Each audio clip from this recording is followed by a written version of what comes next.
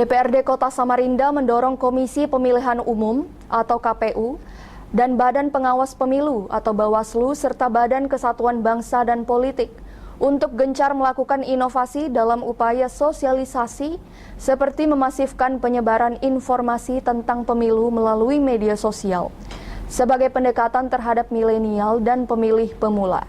Joni meminta kepada pihak terkait agar lebih intens mensosialisasikan kepada generasi milenial untuk lebih aktif dalam pemilu 2024 mendatang.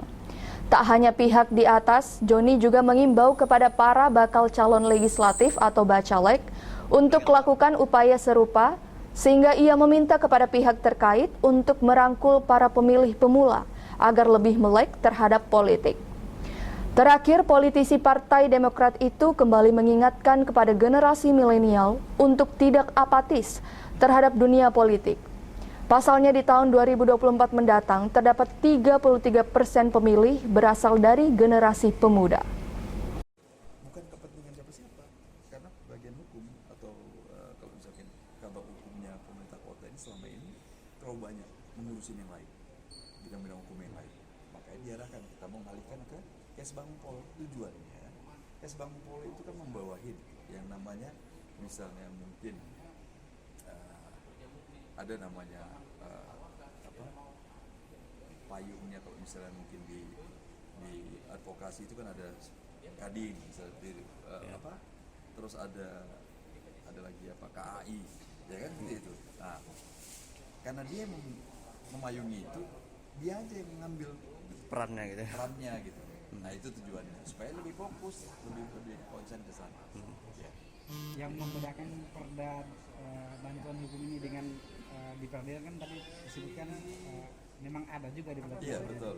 Yang membedakan dengan perda ini gimana Pak? Nah, jadi ini dananya kalau yang di perda ini APBD. Ya. Kalau yang sana APBN. Itu dananya dari APBN. APBN yang langsung udah di-switch. Jadi pada saat pengetokan di DPR RI itu sudah di-switch untuk Kemenkumham, untuk pengadilan, untuk kejaksaan, itu sudah ada semua segala macam. Kalau ini ada APBD, jadi dananya juga enggak ini. Cuman selama ini tidak pernah, belum berjalan. Kenapa? Sama contohnya seperti di provinsi Perda nomor 5 ini, nomor 5 tahun 2019. Jadi pada saat sudah diketuk tidak efektif. Kenapa tidak? Selalu silpa dananya. Ada 1,5 miliar itu di. Memang itu dianggarkan ya? Dianggarkan. Ya. Kalau kita memang belum, karena belum ada perwalinya. Ya. Sehingga kita belum ada muncul seperti itu.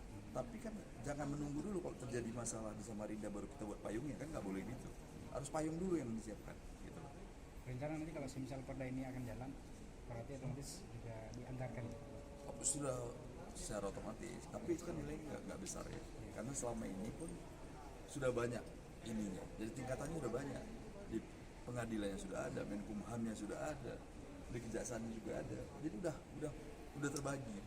Seperti itu. Jadi tapi kita tidak boleh juga menghilangkan ini bahwa Samarinda kalau misalnya ada masalah nggak ada kasus ya, karena tidak ada payungnya gitu. Itu ceritanya. Ya. Terima kasih Bang.